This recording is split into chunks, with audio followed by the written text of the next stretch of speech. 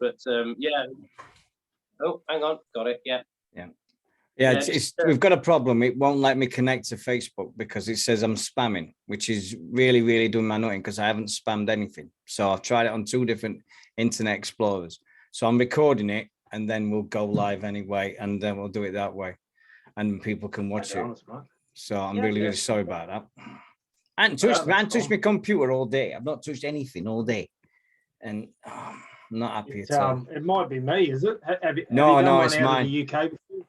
Yeah, it's been all right. I've had Australia before. I had that through Facebook Messenger. Bill Gardner, all the Eagles coaches. He just came on through Facebook Messenger. It was bless him. He was great. Yeah, good. But I'll edit it. I'll make it great and everything, and I'll just put it on afterwards and everything like that. But I'll send an apologies and everything like that with it. But is that all right if we do it that way? Is that okay? Yeah. And then I'll send a full copy to you, Brendon, as well. I'll send a full copy of everything. Fine. Yeah, no problems. Yeah.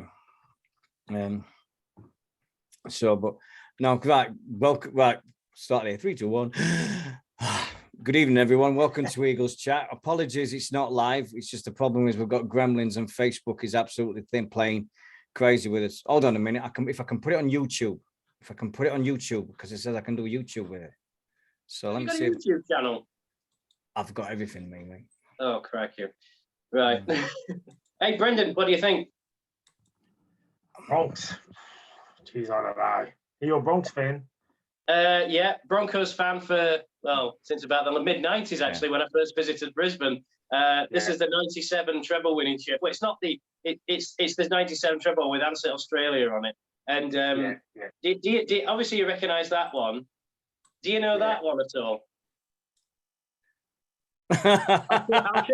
I'll show you what it is. Oh, here we go. See if you remember. 2007, 27th of December 2006. The first game Doncaster played at the new stadium. Remember when we beat them? This is one of the player shirts from that day. Jeez, that's a nice stadium. The Eagles ended up playing a fair few games out of there, didn't they? They did, yeah. And it's also got some World Cup games. They have Challenge Cup semi-finals there, and obviously we've been using it. I'm sure you've seen we've been using it for home games, now and then because not happening here. So it's not changed. It's still the same stadium and still got the football, the rugby, and everything else. I think the women's football play there, and other people use it, and they still can't make money. No matter what they do, they still can't make any money. People of Doncaster do not like going out and paying for things. I know that. They just it's a nice stadium. They had England versus Wales international there, I think about 2010, and I went and tickets were next to nothing. And but still couldn't sell the stadium out. So how's it looking, Deano? Have the rats left the wires yet, or what? No, it's not letting us do it. Hold on, let me see if I can get it done. We're still recording it anyway, so it don't matter about that. But let me see if I can put it onto my YouTube. Okay. Right. Oh, crikey. Scotland are winning at football. Right. Okay. Go live. Right. We're going live. We're live streaming on YouTube. So we can, without that, now this will be on YouTube forever. I'll just make sure that I put it on the right channel. It's on my channel. So let me send a share to. There we go. Right. Let me share that to the Eagles page, and I'll explain everything about it. Oh, what have I just done? You plant pot. You absolute dick. What are you doing? It's just gone a bit funny at the moment. It says it's live streaming on. Hold on a minute. Let me see if I can get this going. YouTube channel videos. Right, got it. Right, share. Right, got it. in the group. Oh. Eagles. We are live here on YouTube for tonight. As Facebook is not playing ball.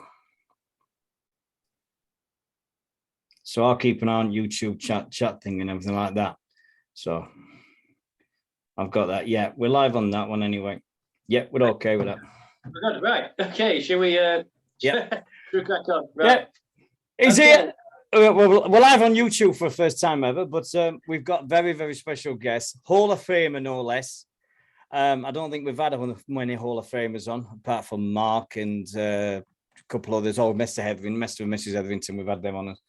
But it's very, very honoured to have Mr. Brendon LIndsay. Are you all right? Yeah, great, mate. Thanks for having me. Thank you for getting up at stupid o'clock in the morning for this. Yeah, look, we're generally up at that time these days. Simone's obviously nursing now, so she's on the early shifts this week. So yeah, I'm generally up around this time, so it's no problems at all. Oh, thank you very much. Thank you to Mr. Mark Maxwell as well for setting this up. Legend in our time. Mystic Mark, as we call him, because he's predicted 4 rounds of the Cup this year. Every single one involving Sheffield Eagles, and he predicted all the ties and everything in the 1895 Cup. If anybody wants any lottery numbers, please be one of our guests. He's giving them out once a week. I don't play it. I don't play it. So anyway, Brendon, again, thanks very much for agreeing to this, and thanks for your missus for I just sent her a message thinking, I don't know what'll happen, and within 15 minutes she's like, yeah, that's Brendon, but I'm sure he'll be all right. But yeah, thanks very much for this. It's appreciated. There's no sort of, as I said, there's no real structure to this. We just have a chat and go over things and talk about stuff. So how are things in Australia? How's everything? Obviously, it's been in the news really for the wrong reasons, but hope everyone's well and hope everything's okay. It's been an interesting couple of years, hasn't it? So hope everyone's well. Yeah, no, it definitely has. We've obviously Australia's probably attacked the pandemic a little differently to some of the other parts of the world. So yeah, Brisbane and Queensland, we sort of our government shut us down for a fair while. So we were lucky enough to keep rugby league playing at certain parts of different years. So, but yeah, definitely challenging and definitely shown that. I think as a community we can sort of overcome anything, and it's just great to be able to continue in my role now as an area manager on the Gold Coast, looking after rugby league, be able to just keep our game playing in Australia, so on the Gold Coast, which is great. Tell us a little bit about what you're doing, because obviously you're now area managing. So is the coaching involved in that? Is it organising teams? Just tell us a sort of a brief about what you're now doing. So, yeah, look, there's no coaching as such. I still dabble a little bit when possible, but basically, if you think I work for the RFL. So I work for the Queensland Rugby League, so we're the governing body. So we just, myself and a small team, we look after all the competitions, so from under 6s all the way up to A grade, and those competitions based on the Gold Coast. So we're just under 7,000 participants, so 16 clubs. So yeah, it's a big job. We've got a lot of competitions to look after, but yeah, it's still great to be involved in our game. Yeah. It's brilliant. I mean, you were always going to go on to have a career in the game after it. So if we can go back how many years now? 16 years. Yeah. When you first came to join us. Now it's amazing to think it's been, and you haven't changed a bit, and we're a lot more grey. How did it all come about? Because obviously, were you looking at coming to England to play, or was it just a chance encounter? How did it all sort of come to be?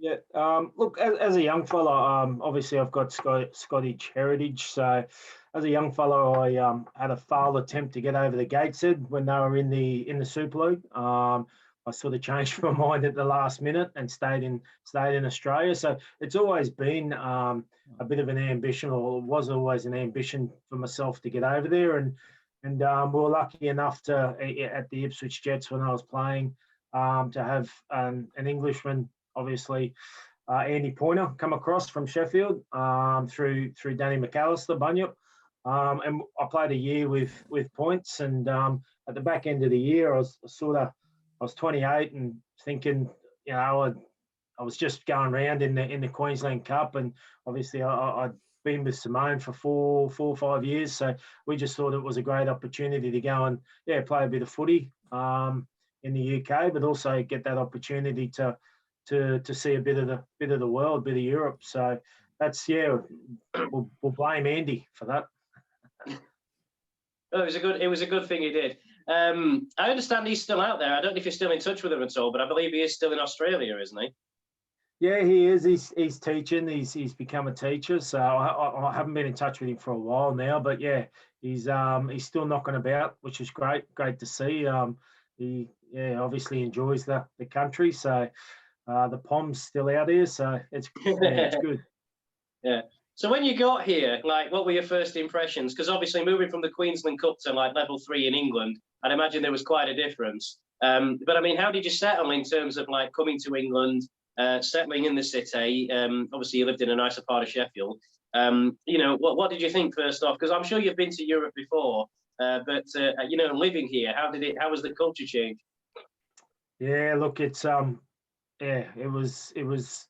We'd planned ourselves mentally, but obviously you just can't prepare for the day in day out stuff. I think a couple of the things that sort of struck us were, I guess, the daylight or the lack of. I remember Tubbs and Dawn picked us up from the airport. Tubbs was 40 minutes late. He'd obviously been out the night before. So I ran in. I'm driving we're coming back from the airport, and he's driving, and I couldn't understand the word he was saying. And yeah, changed.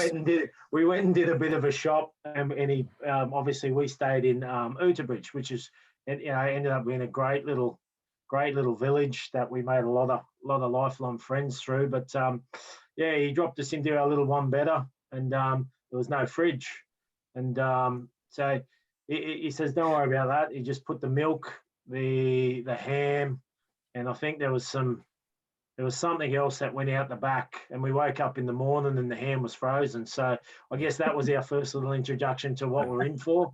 But yeah, training wise, I mean, it was a great bunch of guys. Again, I really struggled early on in the sheds, sort of picking up what people were talking about, particularly James Ford with his accent. He was a nightmare. So, but really enjoyed that first year. I enjoyed, Simone and I enjoyed every year over there. But I guess the challenge of coming across, dealing with the weather, but also sort of the subtle differences of how you had to play the game. Obviously, I really enjoyed an expansive game, and that was just, it couldn't be done at certain times of the year, obviously, due to the weather. So, yeah, changing my game up, understanding how Mark and then Gary also at that, Gary was the head coach at that time as well. So understanding how they wanted to play the game and the strengths and probably weaknesses of the players in and around me was a really good challenge for myself in that first year. The first year was very memorable, of course, because we won promotion from League Two as it was then, League One now, or whatever it's called. We change the names all the time. So, yeah, I mean, obviously then, progressing up the leagues, because if you look at the period of time you were here, we progressed from like there right up to the top end of the championship. Just tell us a little bit about how it all went along. Players came, players went, and how do you think your own game progressed during that time? What did you learn more about yourself? Yeah, look, year one, and as you said, it was a great year to gain promotion straight away. We had a really good team, and as I said, a really good bunch of guys. I guess we lost a few moving from year one to year two, and I thought personally myself, probably in 2007 and 8, I plateaued a little bit. I wasn't as consistent as I would have liked to have been.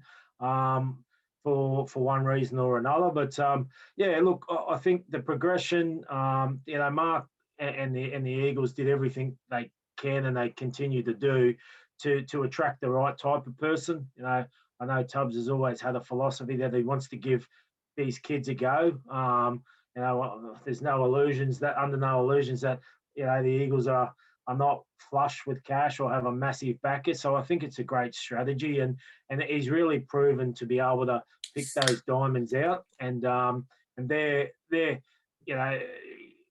allow those players to grow, but also keep moving the club in the right direction. So the last 2 years of my 5 years over there were really enjoyable. We're playing at that top level, just below Super League that the guys are in now, but we were having some success as well. And I guess being able to think outside the square as well. So young kids in the UK, but also use the import rule. So had some legends come.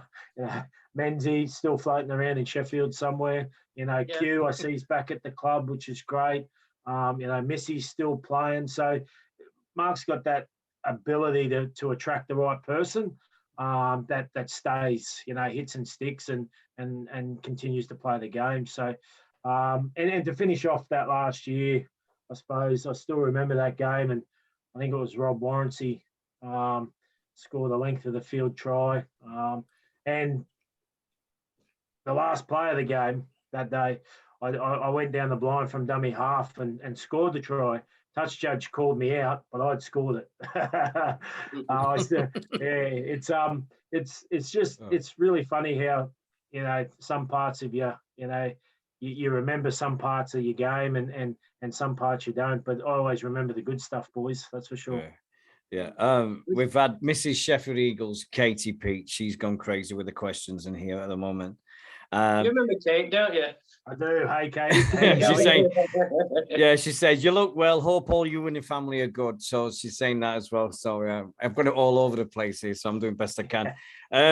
She says, what are Brendon's favourite moments? Yeah. I'll stick to the on-field, I think. Yeah. Look, the promotion grand final, it was a great day. We really enjoyed it. Obviously, there were times of that game that I think it was going to be tight, but there was really some certain moments that I remember, and either side of half time, Johnny Woodcock's steal to score just before half time, and then Rob Lawrence's pick up of that little grubber to run the length of the field. I think, sort of, although you don't try and get in front of yourself in games like that, but I think those two tries in quick succession in and around that half-time break really allowed us to breathe a little bit and then enjoy the rest of that second half. So that's always the first and foremost. Look, there's from a personal point of view, representing my heritage, the opportunity to represent Scotland for those couple of years in the European Cup. Just not only does it allow an individual to play for their family, but I got to meet some great people through that as well outside of the Eagles. So that's always memorable. And those last couple of years, as I said, look, I was playing half decent football, so it's always better to enjoy when you're playing good. But to play amongst the likes of Jack House and Mick Stringer, those legends of the Eagles, and then mix in those couple of imports. It was a really good year, and as I said, testament to Tubbs in that time that he was able to build a squad that when I left in 2012, went on to play the next next three grand finals, lost one, and then won the next two, which is outstanding. And I'll never forgive myself for leaving that year. How did you know? How did you know? You came back for the one, didn't you? You came back for the first one we got to. I remember seeing you. I came back. Came back. Simone and I made a mad dash for a week, which I don't recommend to anyone trying to do Australia and the UK in a week. But yeah, then I was banned. I was never banned to come back again. So the last 2 years, the next 2 years, I stayed away, and yeah, it was great to see the boys have some success. No, I know. I'll never understand how people can fly from Australia to the UK. I did a flight to San Francisco, and I swore I'd never do it that long again, as long as I live. No way, no way. It's just too far. I love a holiday, but I'm not going that far again. No way. Katie's asking also, who were your toughest opponents, if you can remember? Yeah. It's probably my toughest, I thought, and I tipped Tubbs up about this bloke a couple of years into me stay there, but Anthony Thackeray, I know he's at the club now, but not so much from a physical point of view, but I remember playing Thax in a game. He was playing for Castleford, I think, and when you're defending on an edge, you like to have people around you a little bit, particularly when you're not a good defender like I wasn't, but and feel secure. With Thax, he just always had that ability to make you feel uncomfortable. He ran direct at the line. He was good off both feet, and he always has options. So from a challenging point of view, I always found him really challenging to play against because he was that good in terms of making you feel uncomfortable as an opposition player. But from the physicality point of view, I mean, that first year in 2006, those first couple of trial games I played over there, we played Doncaster and Graham Holroyd, I think his name was. He got me in a tackle. He got me in a tackle. He said, "Piss off, home, you Aussie."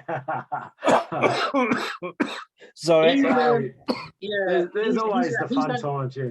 He's had quite the life after he played rugby, but that's for another chat. But I always hated him because every time he played against us for him, and then he played for Halifax after Doncaster, he kicked us to death every single damn time, and we got fed up with him in the end. So, I've got a great story about him when I was kitman in '99 when he played for the Alliance at Leeds against us. I've got a beauty. Gareth, he was playing standoff in the first half, and he was just dictating whatever he did. It just came off. And Gareth Stevens, who was the scrum half at the time on that day, walked up to him and went, "Try that again and see what happens." And he went, "Go away, youngster." And Gareth went, "Youngster? I'm 2 years older than you, youngster." And boom, and just chinned him in the middle of the pitch. And referee went, "Wait, come here."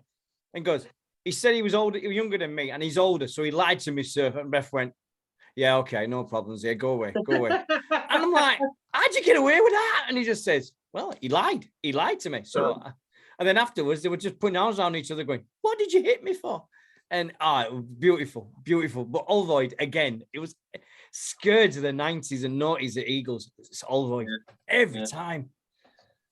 Oh, dear. That name brings back too many bad memories. Donny Woodcock, the fullback, was exactly the same. He played for Donny for many years before coming to us. And he kicked us to death every single time for Doncaster. Then we signed him, and I'm like, and then he turned out to be amazing, like the whole of that team. So it's amazing how it comes around, doesn't it, with players sometimes? It's like that. Yeah. I'm sorry, but it's like that with Joel. I mean, when Joel Fowles signed for the club, and they went, "Oh, that's him that chinned one of Eagles players when he was playing for Batley." And then when we had him on the show, questions came up. Did you feel bad when you hit the Eagle? And he's like, "I do feel bad now." But there's loads of tales about what we got up to. What we like with the questions, Deano? We've got Katie again. How many more Kate sent in? Yeah, Katie's asking, what do you miss about Sheffield? Oh, crikey. You can't say Don Valley Stadium. No, it's gone. It's gone. That was a trip. That was the wind. When the wind got up, geez, it was cold there. Look, I think what we miss is the environment. It's just different to Australia, and it was for us. I mean, the village at Udabridge that we lived in, the ability to walk up the road, whether it's lunchtime or after work, and have a quick pint, and everyone's there from the village. So it's the close knit friends that we had living in Sheffield, because obviously we had a lot living out of Sheffield. The ones that did, we knocked around a bit together. And that was our general routine. Look, Mark and Dawn and their friends, have become our friends. So we're always, and I know Simone's always in contact with all of them through through the socials. So I guess it's just a different environment, being involved in a rugby league club in Sheffield compared to Australia. And it's probably what we miss, yeah. Yeah, I used to live next door to Outerbridge in Warncliffe side, so I remember Outerbridge very well.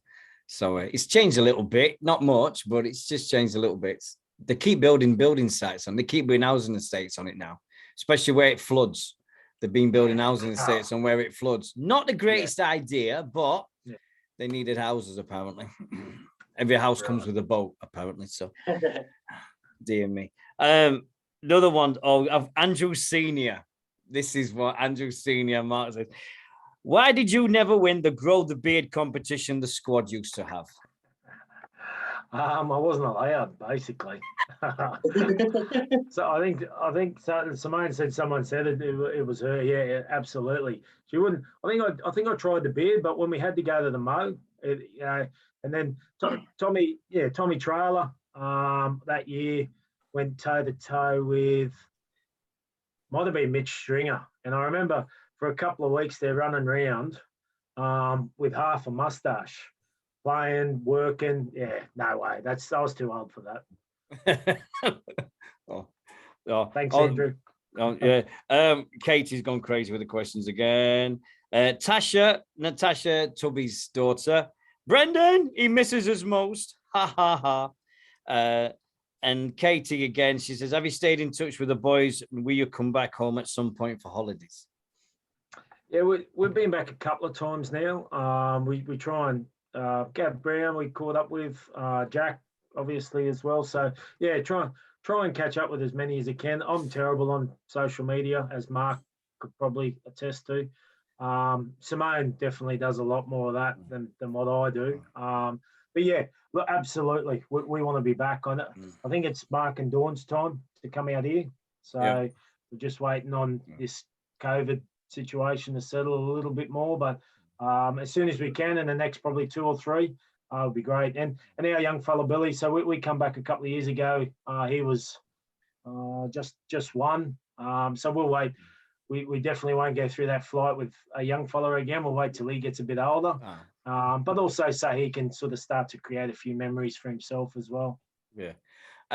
We're just saying the Gold Coast. How big is it now, the rugby league game in the Gold Coast in Australia? I mean, because with the Titans and Mal Meninga being involved with the Titans now, and all of a sudden the appearance and the media coverage has gone through the roof with Gold Coast lately, because we're hearing more and more about the Gold Coast over here as well. But how has it been since the everything with the rugby league on Gold Coast? Anyways, it just gone crazy over the last couple of years. Yeah. Look, I guess to set the scene a bit, I mean, the rugby league in Australia is obviously different to the UK, so there's no promotion or relegation. So every club at whatever level, whether it's community rugby league or that next step, so the Queensland Cup, everyone knows what their position is and where they sit on the pathway. So on the Gold Coast, as I said before, we'll be ticking up to 7,000 community rugby league participants. We've got two major competition clubs, so Burleigh and Tweed, and then we've also got the Titans. So yeah, look, it's a really clear pathway for our players on the coast, and the ability for us to now go. And let's be honest, the other benefit is everyone wants to move to the Gold Coast, and we've found that through the pandemic, particularly people from Melbourne and Sydney, that they've had a real tough time of it. We've had a lot of influx of population into southeast Queensland. So, but yeah, look, I guess there's a lot of good things going for it, and we're growing. So that's a benefit, but also a challenge, because we're now running out of field space. we haven't got enough clubs, so we're looking to create a few more clubs. So yeah, it comes with its challenges. I don't know if it sort of applies to your area, but of course, there's another NRL team joining next year. Redcliff Dolphins are joining the NRL, which is, for those who don't know, is north of Brisbane. I don't think that comes under your sort of geographical remit, but surely, obviously, for a long time, it was just the Broncos. But now you've got North Queensland, you've got the Titans, and now you've got the Dolphins coming in as well. you know, it's surely it's just exploding in the area. Yeah, yeah, absolutely. There's more opportunities now than there ever has, and it will be. I think what Redcliffe have done, they've gone out and probably got the best coach over the last 30 years. So they've got Bennett involved. So if you know, I'm sure he'll do his best to make it as successful as possible. But what's excited about what's exciting for me is that. Where I sit in the game, you know, we're about creating opportunities, whether it's for people to stay in the game for their life, like I have, or whether it's, you know, you want to be the best you can be and get on that player pathway. Well, now we've got so many opportunities for kids in Southeast Queensland with the three NRL clubs. It's great to see that we don't have to see our kids go to Sydney and leave home and put themselves under that pressure. They can stay here, and 9 times out of 10 they'll get an opportunity if they're good enough. So that's what's exciting as well. We should mention just a couple of other questions I've got, if I could just drop them in. Yeah, go on. How did the whole Scotland thing come about? I mean, obviously it's through a grandparent. I'm not sure which one, but how did it all come about? Did they approach you and say, do you fancy it, or was it done through a mutual connection? Because I know there was a couple of Mitch was playing for Scotland as well. Alex Sostak was playing for Scotland. So did it just come through that? You know, how did it all come about? So it's through my grandfather. He was born in Dunfermline, which is a town just outside. Is that just outside? I'll come back to that. It was Mitch. It was Mitch basically. Mitch had played, gone over, or Mitch and Jack had gone over to the World Cup, I believe, and basically we got talking the year after the World Cup, and we sort of worked out that I'd be eligible, and Mitch and Jack just sort of mentioned it to the coaching staff there, and got included that next year, which again, as I said, it was great. It was great for my family, for my dad to see myself have that opportunity, but it was also great to go and meet a whole new bunch of guys throughout the UK, and to travel. We had some wonderful trips. And speaking of the wonderful trips, of course, the trips to France to play Toulouse. If you remember, 2009, we were the first to go. We set the scene, and I don't know how well you remember that game, but we won it in the last minute. I remember nearly getting heat stroke that weekend. Tanguy made the break down the wing, and it was Ashley Thackeray, wasn't it, that finished it under the post? Because I remember everybody just going absolutely berserk. Your missus especially, she was enjoying the moment.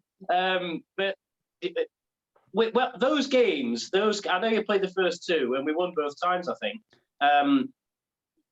They are still revered in terms of like Grey Eagles away days. Now, how was it for the team? You know, because obviously it would have been your first abroad trip with the Eagles. Obviously, you'd done the Scotland thing, but tell us some stories about that we may not know, because quite a lot of the folk who went to that game still follow us now, and we'd all love to hear a couple of things. Any gossip, anything about Tubby, anything like that. Oh, it's got to be some good ones if it's Tubby. Got to be. Look, it's a little bit of a blur, but what I do remember is, you're right, Simone played up immensely on one of those days, and she always reminds me that she wasn't in the good books. But what we found coming across, it was really challenging to get in anywhere, and we always got stopped. They always picked, you know, that the fact that we weren't from France. So they were really funny nights. And I won't go into tubs, but look, I guess what we know is that it was great, because wherever we went, we couldn't sort of splinter out. We all stuck together, because if you got into one pub, then that's probably the only pub we could get into. But geez, we tried to get into a few others, and it was just, I just remember one night there, I think it might have been the second year, and lining up at 3 different clubs and pubs, and then getting to the door and they just saying, no way. And so it was really, it was frustrating, but also it was quite amazing how they knew that we weren't from France. The accent. Yeah, there was that English pub. Yeah, there was that English pub in the middle of the city that we went in, if you remember it. Yeah. I think that's actually gone now. It's a shame, but we stuck to that all the time. But it was actually because some of the fans were on the same flight as the players sometimes, and that was always a good laugh. Everybody behaved pretty well. Yeah, they were some great away days, which I remember. Now, was it always a 5-year project coming to England, or was it just go for a year, see how it goes, and maybe stay? What was the plan? Because I think you only came on a 1-year deal originally, didn't you? Yeah. Look, it was a real just go for one and see how we go. We enjoyed it that much. We stayed for 5 is probably the phrase that I always say. But I guess in reflecting, and I hate to say that, Tubbs is right because, he takes that and runs with it. But it's not a regret, but I could have seen myself staying for another couple of years and finish my career over there. And I guess the main goal for me when I did leave was about coming back and probably proving that I could, to myself, that I could still play another couple of years in Cup when I got back at 30, 32, 33, which I was able to do, which is great. But yeah, look, definitely going for 1, staying for 5, and there were some tough times. The first 3 months, I know I told the story about the day I got over there with Simone and Tubbs, and I think a week later, a couple of days later, we went up to their joint and had a few beers at the Pen Nook. Yeah, Pen Nook. Yeah, I know that one. Yeah. And then they jumped on a plane and went to Australia for a month. So yeah, I think the first 3 months were the most challenging. Not so much for myself because I had footy and I was making friends there, but definitely Simone struggled a little bit. But once we got through that period, made some friends in the village. We stayed for another 4, which was great. At least he didn't win the Trundle Award. That's the way the overseas one game and then legged it. Yeah, I remember that. God, that if you didn't know that one, even the night, I think it was 94. Trundle came from Australia. I think he was playing for South at the time. He came over, put him in the standoff position. This is when Tubbs had been playing for Featherstone. He came over, went to Workington, Derwent Park, played the game of his life, got man of the match. Everybody loved him, shaking hands with him and everything. I was one of the school scout coaches on Monday morning. Comes in the room, Peter Regan, one of the assistant coaches, and he says, "Well, we're talking about Dowling." He went, "Yeah, he'll be remembered that way." And then Gary Edrington flew out and just went, "What do you mean he'll be remembered?" He goes, "Well, I've just dropped him off at the airport." And he went, "What do you mean?" He says, "Oh, he don't like it." He says, "He thinks all grounds are going to be like Workington's ground." So he's gone back to Australia. And he went, "What?" And he says, "Yeah." He says he's left all his stuff here. Everything's in the house that you've left him. He said, "But he's gone back to Australia. He's not stopping. He's gone." And when he'd only been here about 6 days, and that was it. So any overseas player that went in like that, they don't say like that, Trundle Award. So, but that's the shortest amount of time. I don't think any overseas player in rugby league beats that at all. Workington has not changed a single bit from the time that you've been at home, Brendon. It really hasn't. Everything is exactly the same. Whitehaven as well, Cumbria in general. We were up there the other week. We've played all 3 Cumbria teams already away, and we lost at Barrow, but we won the other 2. But none of them have changed in the slightest. It's just one of those stuck in time moments. Have we got any more questions, Deano? We've got one. Oh, we've got some. Let's get we've Tasha's got a couple. She's asking. Did Brendon ever get annoyed at Simone and Tubbs analysing the games at home after? Oh, I don't know what that. Yeah. I know what that means. Thank you, Natasha. Yes, absolutely. I guess, look, the friendship that Tubbs, Dawn, Simone, and myself were able to connect, and look, Dawn and Tubbs, kept that connected and still do. Mark and I don't talk to each other for 6 months, and then when we do, he bloody tries to tell me what to do again. So so I stay away from him. But yeah, look, absolutely. Those nights after the away games, we'd come back and just have a couple of quiet beers, and Simone would always want to watch the game. And if it was a bad game, I wouldn't. If it was a good game, absolutely. Let's have a look at all the good things I did. But yeah, no, they were terrible nights. Thanks to Natasha. Tasha always asks, I'm not sure if I've been asked, but I'm late to the party. Who's the best Sheffield Eagles player you ever played with? That's not fair. That's not fair. Yeah, that's a tough one. Look, I guess there's a number of them, and probably not for the reasons I think everyone would automatically jump to. I really liked playing with Jack Howson. Jack was just a bloke that you knew every time you went onto the field what you would get out of him and what he would give to the team. And obviously he was a leader of our team for a long time. Yeah, there's you got me thinking now, Natasha. But that type of mould of player, Andy. Oh, geez, I've forgotten his last name. In the 2006 team, Andy called him Smudge. No, Lock. He was our captain as well. Andy Hay. Andy Hay. Andy Hay. Yeah, Andy Smith. Yeah, he was another player that I really enjoyed playing with. Just a bloke that just gave you everything every week, and I really still don't understand how he didn't make that team of the year. You know how they do a team of the year? Yeah. He would have been in mine every day of the week, Andy. And it was unfortunate that we only had him at the Eagles for 1 year, but he was another player that I really enjoyed playing with. And the last one, I guess, was I'll mention James Ford just quickly, but that's it.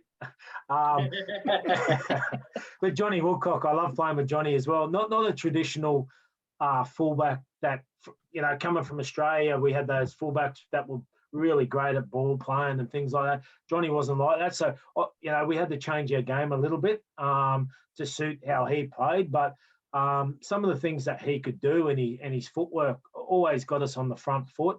And he was a cracking bloke as well. So I know I've missed 1,000 of them, but there's three that I really did enjoy playing with. And Daniel Burr asks, does Brendon miss Walkabout pub? Absolutely. Yeah. That was me second home there for a while. Yeah. Yeah, it's still there. Is it? Yeah, great. Yeah. I mean, that whole street, West Street, has gone over a major renovation. There's still all the bars on there, but it's been regenerated into like student flats and everything. But the Walkabout is still there. It's not as busy as it once was, and it's not the same in terms of the sport. It's now just a late night students bar type thing. But we used to go Saturday nights and watch the Super League game on a Saturday night and things like that. The Sunday night after the games, the away games especially. You don't do that now. They got rid of all the tellies. It's all like a DJ and whatever. It's not very Australian anymore, unfortunately, but it is still there. Yeah. So they tried to get wrestling there. I remember me wrestling. Yeah. They tried to get wrestling events there in Sheffield, and then somebody forgot to tell them that they needed a license to do so. And they had to cancel the event 5 days notice and went, oh yeah, we've got to find another venue because they haven't got the license for it. I remember the Walkabout with wrestling. Yeah. It was great. It was a great pub. And Mark, just like you said, that's disappointing, I guess, to hear, but obviously they've done that for a reason. But we were able to create a bit of a relationship. There was a couple of Aussies there that had it for a few years, and we also had a couple of guys living in not too far from it that were able to obviously stay connected quite regularly. But yeah, really enjoyed those nights. They were good. Yeah, really good. It's just the demographic of the area changed, really. But a lot of the like Hillsborough's still very much there. The pub in Outerbridge used to go in, still there. That's still exactly the same as it was. Is it? Oh. Yeah. The Cock Inn. I think it's the Cock Inn, wasn't it? The Cock Inn. Yeah. And the shop that Simone worked in. Do you know what happened with that? Go on. I think it burnt. Did it burn down or something? The building next to it burned. Well, it didn't burn down, but it got badly damaged in a fire.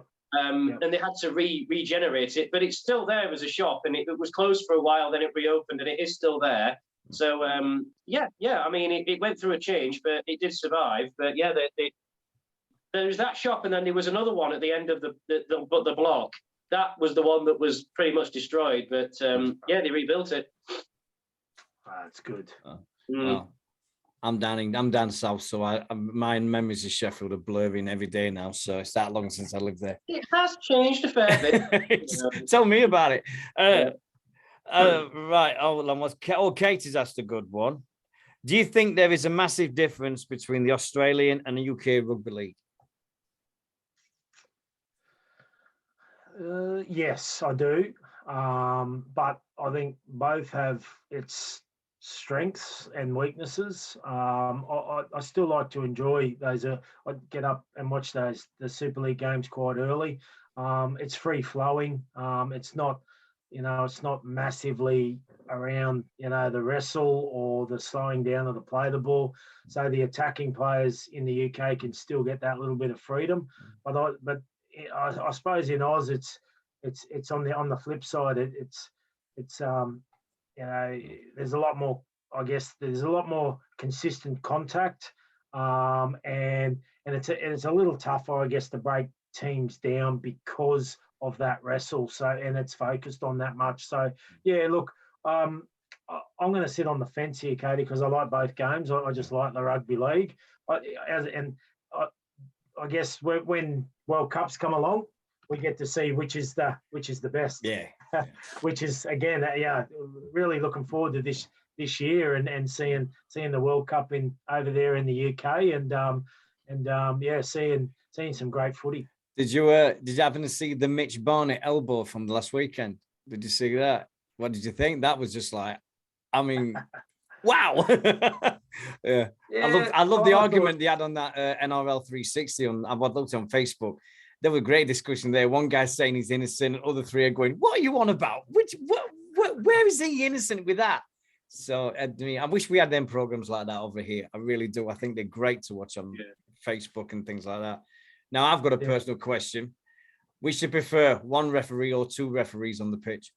No, one. Yeah, absolutely. And look, I never played under two, so it's probably a good thing to call out. But I think one referee, two refs just create confusion. Even you can be in sync as much as you think you can be, just creates confusion. You just want one person out there living and dying by his or her sword, and making the decisions. And I think we can even tweak the or what we call over here the bunker a little bit as well. There's just too much stoppages. But look, I understand we want to get things right, but I guess in this space I'm a traditionalist, and people make mistakes, and we just got to live with those mistakes. Yeah. And the big question: who's going to win State of Origin? Yeah. New South Wales, obviously. We disagree on this. I said I'd ask him that question. But which is tough. This isn't getting streamed to Queensland, is it? Because obviously I work for the Queensland Rugby League, but no, there's Queensland's got some really key players in form at the moment, and obviously Cameron Munster's one of them. So I think it'll be a really good series, and I know Andy Tyers. Quick story, Andy always watched it. It was 10 o'clock. I'd bunk off from work, but don't tell Tubbs, and slip over to Tyers' joint, which was just around the corner, and watch the Origin when it was on. So say hello to Andy out there as well. Definitely. Yeah, we used to watch it, and I think everybody used to crash around my house in the 90s because I was one of the few that had Sky Television. And my God bless my dad, he used to say, "How come we've got about 20 blokes in our front room?" I went, "We've got the first team squad of the Eagles watching it." And he went, "Why?" And I went, "State of Origin's on." So everything's stopped over here, State of Origin. But I've always remembered them days. Well, fantastic times. Yeah. Which brings us gently onto the subject we must ask. Can anybody other than Australia win the World Cup? Look, absolutely. I think they can. Particularly, I think there's some advantages to hosting it in the UK. I think England. Who's coaching? Who's coaching England now? Sean Wayne. Sean Wayne's the head coach. Yeah. Yep. So look, there's some great again, and what's happened over the years, isn't it? That the UK England players have gravitated out to Oz, and there's been a heap of them, and now they're heading back. So I can see you guys having another strong squad, and obviously New Zealand in that weather as well.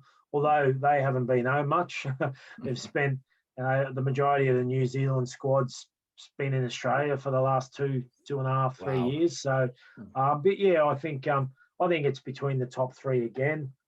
But the emergence of the Pacific nations will be really interesting. Tonga obviously had some success in the Four Nations a couple of years ago. There's a lot of the NRL players pledging their allegiance to their Pacific nations now. So yeah, look, it's going to be a really exciting one, and probably if I was to give a dark horse, it would be Tonga. Yeah. I've got to go. You've got to go for Tonga. Have you seen the designs for the shirts this year? Because we've got a warm-up game, England versus the All-Stars, and both shirts are to do with the Tongan appeal, aren't they? What is it, Mark? Is it an earthquake or something they had out there? Well, it was an earthquake caused a tsunami, which basically damaged the island. I mean, I don't know. It's Brendon actually, because it was in the news here for about 2 or 3 days, and then it just got brushed aside with other events. But I mean, what is going on over in Tonga at the moment? I mean, I assume they're rebuilding and things like that. But we're having an England versus All Stars game with money raising for the Tongan effort. But what is the latest on that? Because it doesn't make the news here anymore. Yeah, we're the same here, Mark. We've had obviously some floods in southeast Queensland into New South Wales as well. So it sort of has jumped back onto the back burner. And look, definitely our communities, in our rugby league communities especially, have run a number of charity matches or donations through matches, which is great. I can't answer it, mate. Yeah, I'm not sure where it is. Yeah, they're rebuilding. Which is the unfortunate thing.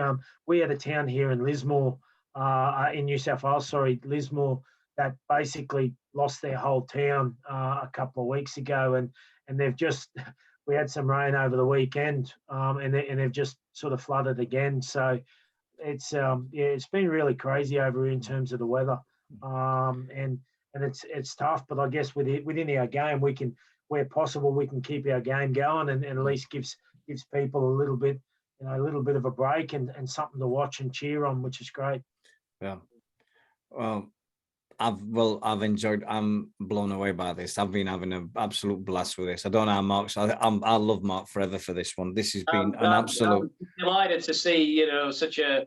I'll be honest with you, Brendon. What we do is we do this show and we say to people, and they don't usually put things on Facebook. They come to me at games and that, and I say like, who would you like to see? Within reasonable sense, and your name comes up all the time, every time. People say, could you get Brendon? Because obviously Simone's active on Facebook and loads of friends and that, and your time here is so well remembered. And people said to me, could you get Brendon? Would you ask him? And I'm like, well, we can certainly ask him. And honestly, it's been an absolute joy to see you again. And obviously these many players come and go through the club, but there's not that many that hold the affection that is held by you, by the fans, because you were such a part of a successful building period for us. So I just want to say a big thank you. Thank you. From me, Dean, and everyone, for sparing your time early morning, for coming and talking to us. Thanks ever so much. Yeah. No dramas, guys, and thanks to yourself, Dean, and Mark for reaching out. It's a pleasure. And got to say, last word goes to Katie. She just said, absolutely love listening to you, Brendon. Great memories, great bloke. Can't top it. Thank you so much for this. It's been absolutely wonderful. Thank you very much for joining us tonight. Awesome, my man. Thank you. Thanks, take mate. care. You take care. We'll see you in a couple of years. Yeah, definitely. We'll be here. We might have a stadium by then. Hopefully.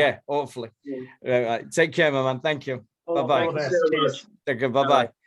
Right, we're just going to go over the last weekend's little bits over the bits that we've had over the weekend. Right, Eagles v Hull. We didn't expect much. What it was, wasn't it? I mean, the skill level is just so. We scored. Yeah, and it was Chris Wellham as well. Got the first one. Hull KR guy. I mean, we're going to be hard. We can't come out of the game with any shame. We gave it everything. No. The gulf between Super League and the Championship is as big as it's ever been for me. And I mean, I know Barrow did pretty well against Huddersfield, but Barrow are good and Huddersfield are crap. And Whitehaven had a really good tilt against St Helens, and they got over the line a bit. Featherstone did.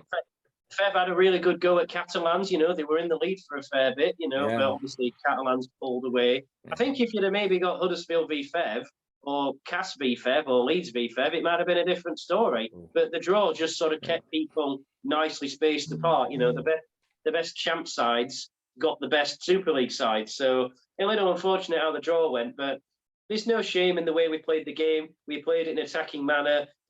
Obviously we did get, a good beating or whatever you call it, but the coffers of the club will have been swelled by this. Yeah. And of course we've got the 1895 playoff against Whitehaven to look forward to. That's going to be at Featherstone. That one, isn't it? Yeah. On April week before Easter, which is next weekend.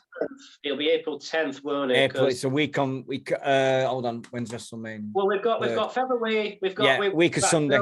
So remember this out. So we played Hull at Fev last week. We've got Featherweight this week, and we're playing Whitehaven at Featherstone next week after. 3 weeks in a row, yeah. Okay. Yeah. And then we've got, and then it should have been the London game on the Good Friday, which is the 15th. Which, well, whatever happens, we can. That's gonna be somewhere That's Doncaster, isn't it? Don't know yet. They've announced it. They've announced the Eco Stadium at Doncaster. It's the Keepmoat, Dean. Yes. Keepmoat then. Yes, that's at the Keepmoat, and that's after Donny play Cornwall, so that's a double game. I'm tempted to go. I'm tempted to go to the Cornwall game just to see how bad they are. I might come up. I'm saying might because I was planning to come up anyway to see London game anyway.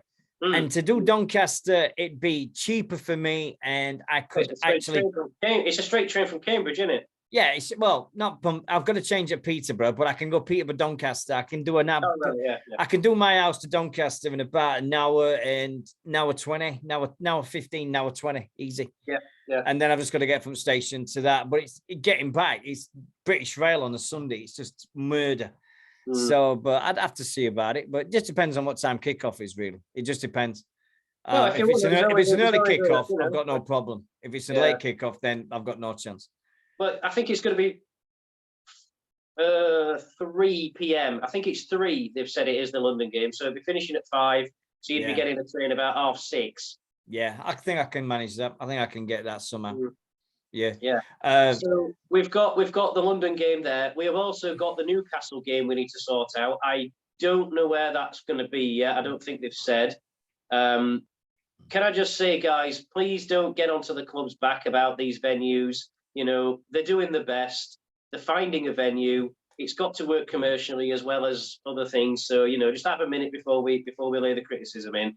I know I keep saying this every time we have this show, but it really isn't forever.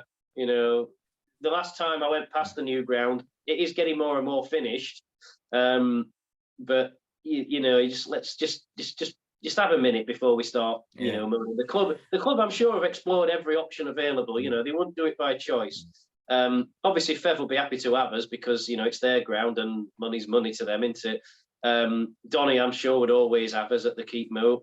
That's always a thing. So it's not anywhere we've never been before. So yeah, come on. What's the other games we've got? So we've got Fev, Avon, London, Newcastle. And then we start with the other stuff, isn't it? So, I mean, Featherweight this weekend, what do we think, Dean? It's going to be hard, isn't it? Yeah, of course it is. I mean, we're not going to beat around the bush here. Featherstone with their dual players from Rhinos and things like that. And McDermott use his connections to say, look, can we have him playing? Can we have that playing? And the way that Rhinos are playing at the moment, I think they'll be glad to get away from the pressure cooker of Headingley anyway. But the dual Reggie, I think Lee should be taking the Fev players. But it's going to be hard. You know, we're not expecting to win, but let's just go and see where we are. You know, because we played fair for the last game of last season, we got walloped. So let's see where we are compared to that. Let's just come out of it unscathed. Let's just come out with minimum injuries. If there's anything to be in it, let's just hope that we come out and all 17 lads playing it come away unscathed. And that they're all right for the following week, because I think we need them for Whitehaven the following week anyway. Well, Whitehaven obviously is the semi-final playoff. If we win that, with Lee, we're away at Lee. Now, that's ours. Come on, let's not lie. But how many times have we been up against it, gone to Lee in a semi-final? You know, we won twice in the playoffs there. So it's going to be hard. But you know, you don't know until you get on that pitch, do you? We weren't expected to beat Widnes in the final the other year, and we did. So you never know until you're on that pitch.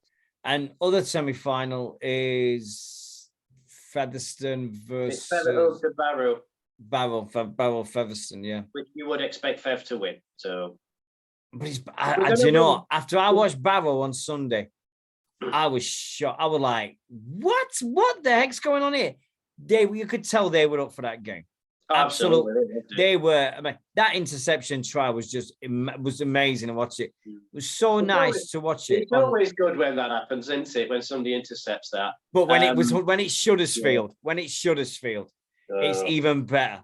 Because I know it's 20 odd years, and I get it, and I've done 20 odd years, but it still feels like yesterday. And it's you can always hold a grudge, mate. Always hold a grudge. I'll do it against Shuddersfield. I'll always do it. Oh yeah. I'll never do anything else. I mean, Shuddersfield can go rot in hell for all I care. I'm saying it on here, but I know people are going to get upset with it, and so be it. But Shuddersfield, no, never. I'll never do it. Players might blame, forgive and forget. No, I won't. No. No. No. I mean, it is what it is. I wish somebody would write a book on it. I mean, everybody's been writing a book on the Eagles about the early days and the thing. Somebody somewhere has got to write about that time of period with Eagles, from the Challenge Cup win to the grand final wins. That era of the club that we went from the highest. Here's a pitch. Why don't you and Mr. Swire write it?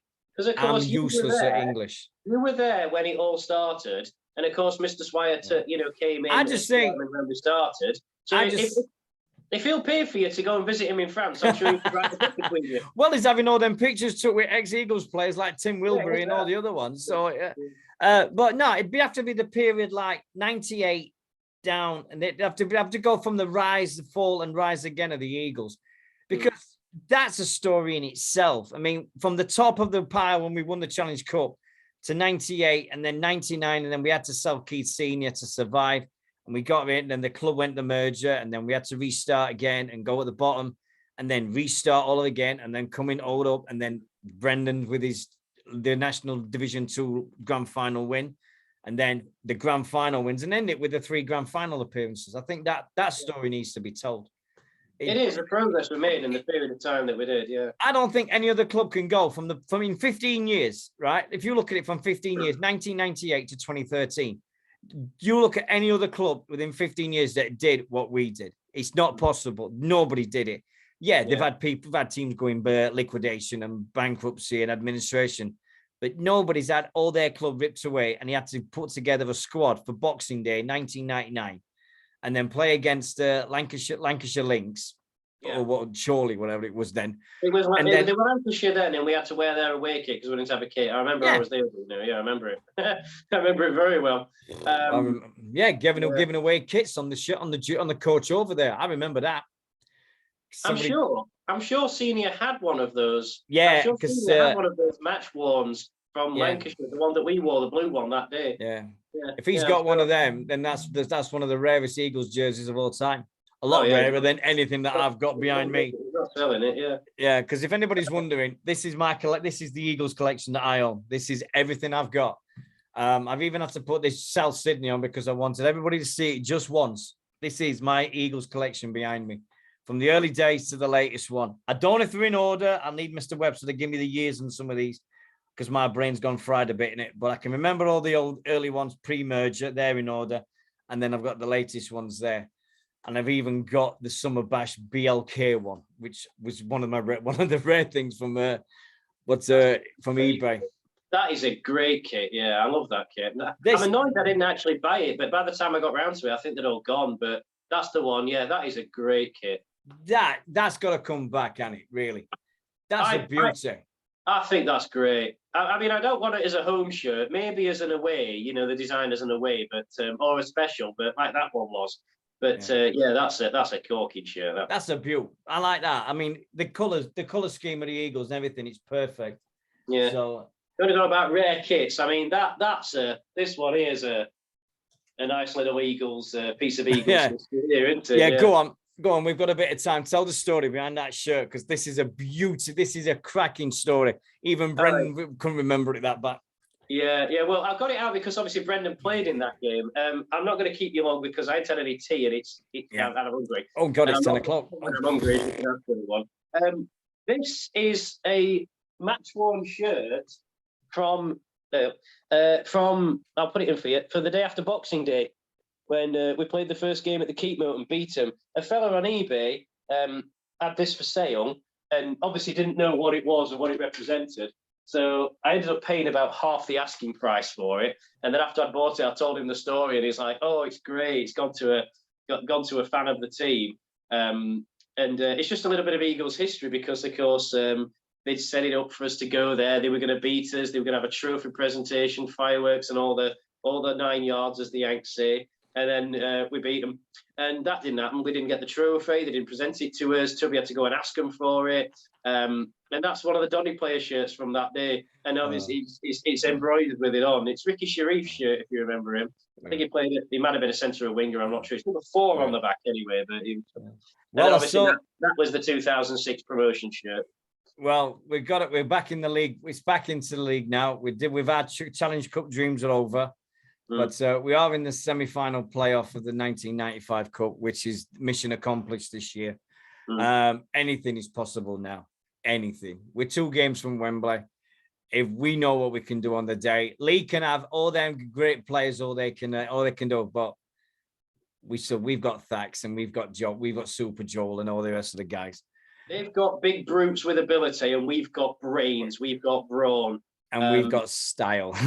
The thing is, it's not at Wembley this year. It's at Tottenham, but that won't care as I'll be in the bank by 12 o'clock. But what we'll say is, if we're going to win it this year, we're going to do it the hard way. You know, we're going to do it the hard way. We're going to do it like that. So, excuse me. But anyway, next week we are live on. Hopefully, back in the page on there. I'm really sorry about tonight, guys. Facebook's been playing up. He's just said I've been spamming, so I haven't spammed at all. I'll get that sorted for next week and everything. We are back next Wednesday evening. Now, the lads don't train on Wednesdays, so we're going to see if we can get somebody to pop in and come on. Might even ask Mr. Tubbs himself to pop on and see what's going on with everything and how many babies has he had and how many grey hairs has he been given since all these aggros over the last 6-7 weeks. We're on the final stretch, guys. By the way, if anybody's wondering about the hoodie that I've got on, it was less than 24 hours from ordering it to delivering it in my house. It is long. The sleeves are great. If you're going to go size up, be prepared. It is a bit baggy.